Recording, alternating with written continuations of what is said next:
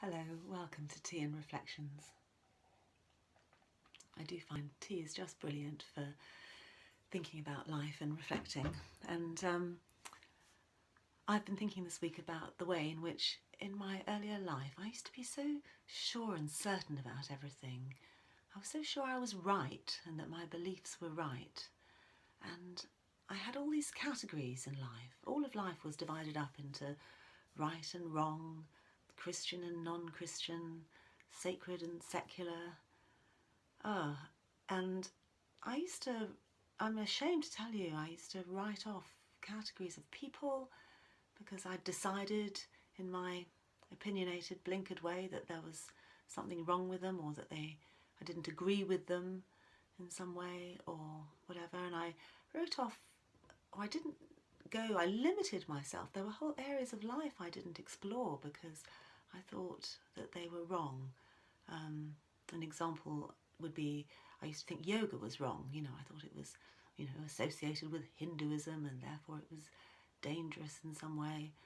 I mean, I feel embarrassed to tell you this actually, because of course as life has gone on, I discovered yoga at some point. I tried it out and I found it was brilliant, and I've now practiced yoga for years and it's helped me so much. It's helped me more than I can say. So I was completely wrong.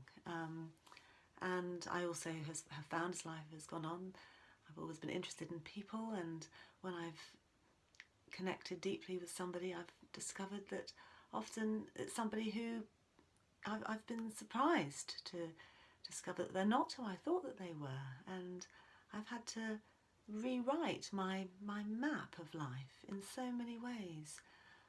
And it's taken me on a journey of understanding how much we create our experience of life through our thinking and through our beliefs. It's interesting because our thinking is such a trickster.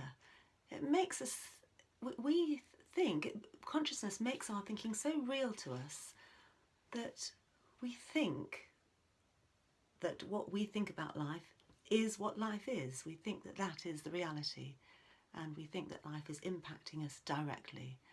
But actually, that's not the case. In fact, life is coming from inside us outwards, and how we think about life and how we see life creates what we experience. And I'm sure you can think of examples of that for yourself. I've been thinking a lot about it this week through this wonderful book, which I want to recommend to you. One Thought Changes Everything by Mara Gleeson.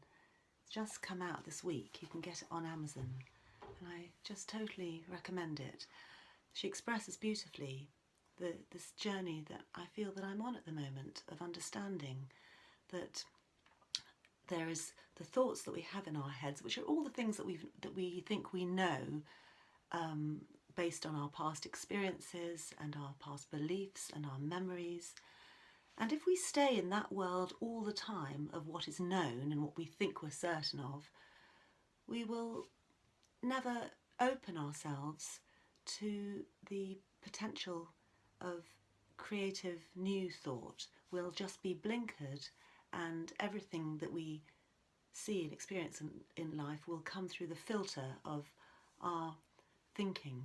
But if we can quieten the mind and just let thoughts pass through us, and thoughts that are difficult and dark or painful, rather than reinforcing them by spending a lot of time there, if we can just let them pass through, because thoughts always pass, they move on so quickly, they're not permanent, they move on. If we can let them move through us and just quieten ourselves, then we become open to thought that comes from the unknown, and we become open to fresh thinking and new experience and the flow of life. And there lies limitless potential. So I'm really excited about this. I probably haven't expressed it very well, but Mara Gleeson expresses it much better than I do. But just want to share that with you today. See you next time. Bye-bye.